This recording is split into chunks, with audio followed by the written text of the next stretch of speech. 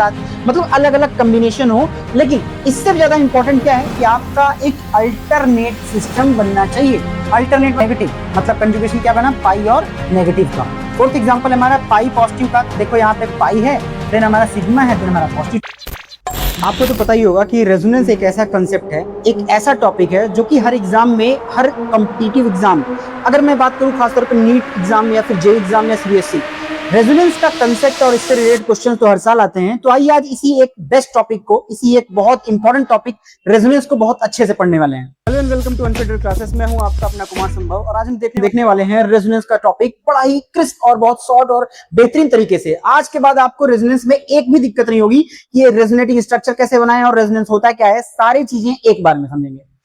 सबसे पहले समझते हैं रेजोनेंस होता क्या है। तो रेजोनेंस सबसे पहले बताने के लिए से कुछ कीवर्ड्स जान लीजिए। फॉर एग्जांपल जैसे 12th क्लास के अगर आप बोर्ड्स में हो तो याद रखना कि वहां पे 11th में अगर पेपर दे रहे हो वहां पे आपको इसका डेफिनेशन एक कीवर्ड के साथ लिखना पड़ेगा। जैसे डीलोकलाइजेशन, पहला कीवर्ड है हमारा डीलोकलाइजेशन। डीलोकलाइजेशन मतलब कि ऐसे इलेक्ट्रॉन्स जो डीलोकलाइज हो सके, मतलब अपनी पोजीशन को छोड़ के किसी और पोजीशन पे जाने लायक हो। ठीक है, डीलोकलाइजेशन ऑफ पाई इलेक्ट्रॉन्स, मतलब पाई ही इलेक्ट्रॉन, याद रखना रेजोनेंस में पाई के इलेक्ट्रॉन ही काउंट होंगे। डीलोकलाइजेशन ऑफ पाई इलेक्ट्रॉन, या फिर मैं बात करूं फ्री इलेक्ट्रॉन, ठीक है, किसी एक कांस्टेंट, मतलब कि किसी एक कांस्टेंट फ्रेमवर्क मतलब स्ट्रक्चर, किसी एक कांस्टेंट स्ट्रक्चर में, उसी को हम कहते हैं रेजोनेंस। और एकदम सिंपल वर्ड्स में मैं आपको बोलूं तो रेजोनेंस क्या है, तो बोलना delocalization of pi electrons within any structure is called resonance.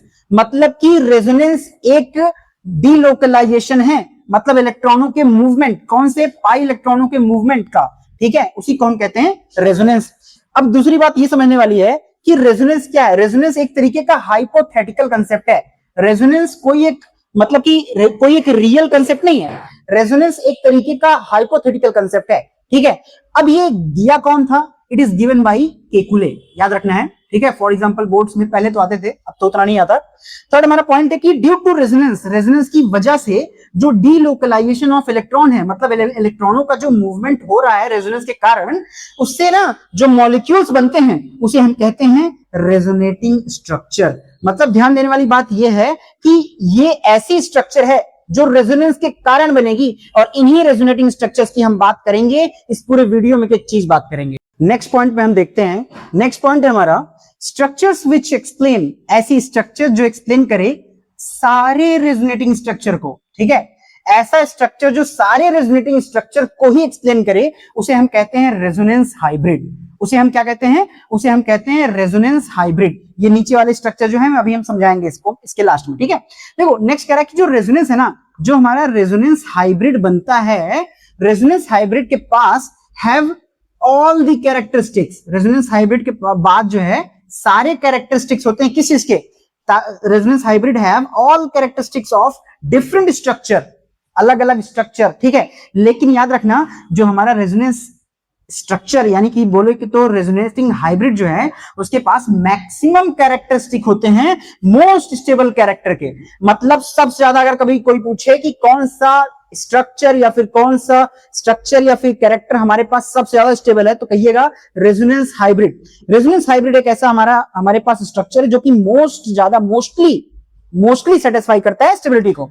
देखो मान के चलो ये हमारी बेंजीन है, ठीक है। ये बेंजीन पहले देखो, ये इसके पाई बॉन्ड यहां पे है, इसके यहां पे है, ये यहां पे। आगे जब इसका रेजोनेटिंग स्ट्रक्चर हमने बनाया तो देखो यहाँ का जो पाई बॉन्ड था ये यहां आ गया, और ये वाला पाई बॉन्ड इधर शिफ्ट हो गया, ये वाला पाई बॉन्ड इधर शिफ्ट हुआ। याद रखिएगा पाई बॉन्ड का, देखो यहाँ पे मैंने बॉन्ड किस लिए बोला, क्योंकि देखो भाई एक बॉन्ड बनेगा 2 इलेक्ट्रॉन से, और मतलब यहाँ पे पाई वाले इलेक्ट्रॉन ही डीलोकलाइज हो रहे हैं, तो इन दोनों को हमने बोल दिया these two are resonating structure. But ये जो हमारे पाई इलेक्ट्रॉन्स में या बोलू पाई बॉन्ड, ये मूव कहां कर रहे हैं, जहां जहां वो मूव कर रहे हैं ना, उसी को हमने as a dotted structure show कर दिया, and this is our resonance hybrid. इसी को हम अपना क्या बोलते हैं, रेजोनेंस, यही हमारा क्या है, रेजोनेंस हाइब्रिड, ठीक है। और इसी के लिए हमने बोला कि resonance hybrid have all the characteristic of different structure but it has maximum characteristics of most stable structure. मतलब अगर मैं बोलूं इन सब में से सबसे ज्यादा स्टेबल स्ट्रक्चर किसकी है, तो आप बोलना कि रेजोनेंस हाइब्रिड जो है वो सबसे ज्यादा स्टेबल स्ट्रक्चर देता है। ठीक है, जब भी आपने नोटिस किया होगा बेंजीन का जो फॉर्मूला होता है, काफी जगह लोग ऐसे बेंजीन को शो करते हैं, लेकिन कई जगह बेंजीन को हम लोग जल्दी में ऐसे भी शो करते हैं। अगर इसी को मैं डॉटेड स्ट्रक्चर शो कर दूं ना, यही स्ट्रक्चर बन जाता है रेजोनेंस हाइब्रिड की structure, and this structure is most stable. समझे, ये सबसे ज्यादा स्टेबल स्ट्रक्चर के कैरेक्टरिस्टिक्स इसके पास हैं। किसके पास? रेजोनेंस हाइब्रिड के पास। इसीलिए ये वाली लाइन बहुत इंपॉर्टेंट याद रखना, it has maximum characteristics of most stable structure. ठीक है, अब हम नेक्स्ट देखने वाले हैं कि कितने तरीके के रेजोनेंस बनते हैं। अगर मैं नेक्स्ट बात करूं कि क्या कंडीशन होती है, ऐसी कौन सी कंडीशन होती है या फिर कितने टाइप के रेजोनेंस होते हैं, तो उनको हम देखने वाले हैं कि कंडीशन क्या है कि रेजोनेंस सेटिस्फाई होगा किसी एक मॉलिक्यूल या कंपाउंड में या नहीं। तो सबसे पहले देखो, कंडीशंस फॉर रेजोनेंस के लिए आपको समझना पड़ेगा, आपके पास एक कंजुगेटेड सिस्टम होना चाहिए या फिर कंजुगेटेड सिस्टम मतलब कि कोई भी दो चीजें, जैसे पाई नेगेटिव या फिर पाई लोन पेयर हो नेगेटिव चार्ज के साथ, या फिर लोन पेयर हो पॉजिटिव चार्ज के साथ, या फिर लोन पेयर हो रेडिकल के साथ, मतलब अलग अलग कॉम्बिनेशन हो। लेकिन इससे ज्यादा इंपॉर्टेंट क्या है कि आपका एक अल्टरनेट सिस्टम बनना चाहिए। अल्टरनेट मतलब आप समझते हो, एक छोड़ के एक ऐसा। अगर मैं एग्जांपल इस अल्टरनेट को समझाऊं यहाँ पे, तो समझो, मान लो हमारे पास पहले सिग्मा बॉन्ड है, सिग्मा के बाद than pi, then sigma, than pi. तो यहाँ पे ये कंजुगेशन बन रहा है। कैसे? देखो, कंजुगेशन क्या बनना चाहिए? Sigma pi, sigma pi. देखो, पहले हमारा देखो पाई था, फिर उसके बाद आया सिग्मा, देन उसके बाद आया फिर पाई हमारा। तो हमारे को एक अल्टरनेशन मिल गया, मतलब एक छोड़ के एक। ये अल्टरनेशन अगर आपको मिलेगा तो हम कहेंगे वहां पे रेजोनेंस का होना सेटिस्फाइड है और होगा। अब अगर रेजोनेंस होगा तो कितने टाइप के कंजुगेशन के साथ ये रेजोनेंस होता है उसको हम देख लेते हैं। पहला हमारा टाइप है कि पाई और पाई का कंजुगेशन हो जाए, जिसका मैंने एग्जांपल यहां पे दिया है। यहां पे हमारा क्या है? यहां पे हमारा पाई और पाई का ही मैंने एग्जांपल दे दिया है। ठीक है, नेक्स्ट है, सेकंड हमारा है यहाँ पे पाई और लोन पेयर का कंजुगेशन बने, मतलब ऐसा सिस्टम आ जाए जैसे यहाँ पे पाई है तो यहाँ पे लोन पेयर हो। ठीक है, इन सब के एग्जांपल मैं कराने वाला हूं, दिखाऊंगा, तो सब्र रखें। ठीक है, थर्ड हमारा सिस्टम बनता है पाई और नेगेटिव चार्ज का कंजुगेशन सिस्टम। देन हमारा फोर्थ बनता है पाई पॉजिटिव का कंजुगेट सिस्टम। देन हमारा फिफ्थ बनता है पाई और फ्री रेडिकल का। सिक्स्थ हमारा बनता है पाई और पॉजिटिव का। अगर आप ध्यान से देखे हो तो हमारा यही सिक्स्थ वाला ही ऐसा है जिसमें पाई का जिक्र नहीं हो रहा है, फिर भी रेजोनेंस हो रहा है। दैट्स वाई याद रखना, यहाँ पे ये हमारा सिक्स्थ बहुत इंपॉर्टेंट केस बन जाता है, बहुत इंपॉर्टेंट है। क्यों? क्योंकि सब में आप देख रहे होगे पाई का जिक्र है, लेकिन लास्ट वाले में पाई का जिक्र नहीं है, फिर भी रेजोनेंस हो रहा है। क्यों? क्योंकि यहाँ पे कंजुगेटेड सिस्टम का फॉर्मेशन हो रहा है। ठीक है, अब हम इन सब के एग्जाम्पल देखने वाले हैं। ठीक है, चल, जो मैंने सारे कंडीशंस आपको बताए थे रेजोनेंस के लिए और सारे एग्जांपल बताया मैं कि कितने टाइप के थे, वहां पे हमारे 6 टाइप के कंजुगेट सिस्टम बन रहे थे, उन 6 का मैं एग्जांपल दिया हूं यहाँ पे। सबसे पहले हमारा पाई और पाई का कंजुगेशन यहाँ पे बन रहा है, आप देख पा रहे हो, यहाँ पे पाई है, देन सिग्मा है, देन हमारा पाई है, तो ये हमारा पाई कंजुगेशन हो गया। सेकंड एग्जांपल हमारा पाई लोन पेयर का, तो यहाँ पे आप देख पा रहे हो, ये हमारा पाई है, देन सिग्मा है, देन हमारा यहाँ पे लोन पेयर है, तो पाई और लोन पेयर का ये हो गया। देन हमारा थर्ड एग्जांपल है था पाई और नेगेटिव चार्ज का, तो अगर आप देखो यहाँ पे हमारा पाई है, देन हमारा सिग्मा है, देन हमारा नेगेटिव चार्ज है, तो मतलब पाई सिग्मा नेगेटिव, मतलब कंजुगेशन क्या बना? पाई और नेगेटिव का।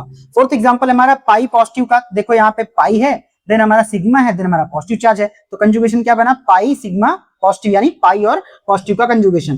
पांचवा एग्जांपल हमारा पाई फ्री रेडिकल का है, आप देखो ध्यान से। अब देखो फ्री रेडिकल बनता कैसे है, इसने इस वाले कार्बन ने अपने इलेक्ट्रॉन ले लिए, तो देखो एक इलेक्ट्रॉन अगर ट्रांसफर हो रहा है, इसलिए आधी एरो मैंने दिखाई है, ये वाला इलेक्ट्रॉन इधर ट्रांसफर हो रहा है, इसलिए मैंने यहाँ पे आधा एरो दिखाया है। ये इलेक्ट्रॉन अपना इधर ये कार्बन ले लेगा, ये वाला इलेक्ट्रॉन ये वाला कार्बन ले लेगा।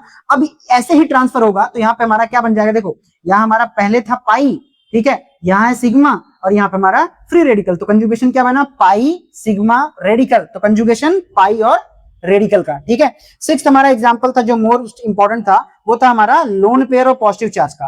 तो देखो ये रहा हमारा पॉजिटिव चार्ज, पॉजिटिव सिग्मा और लोन पेयर, तो ये हमारा positive sigma lone pair conjugation, conjugation कहलाएगा लोन पेयर और पॉजिटिव चार्ज का। तो याद रखिएगा ये हमारे 6 ही टाइप के कंजुगेट सिस्टम बनते हैं और इतने ही रेजोनेंस कहलाते हैं। अगर आपको ये लेक्चर जरा भी इंफॉर्मेटिव लगा हो और लगा हो सच में कि आप रेजोनेंस अच्छे से समझ गए, याद रखना इस वीडियो में मैं अटैच नहीं कर पा रहा हूं, लेकिन इसके बाद का वीडियो आएगा हमारा how to draw resonating structure, कैसे आप 2 मिनट के अंदर रेजोनेटिंग स्ट्रक्चर में प्रो बन जाओगे, उसको मैंने पिछली वीडियो में बताया है, मतलब इसके आगे आने वाली जो वीडियो है उसमें। ठीक है, अगर आपको जरा भी पसंद आई वीडियो तो प्लीज एक लाइक, एक कमेंट और एक शेयर जरूर करके जाएं। मिलते हैं आप सभी से नेक्स्ट लेक्चर के साथ। Till then stay healthy.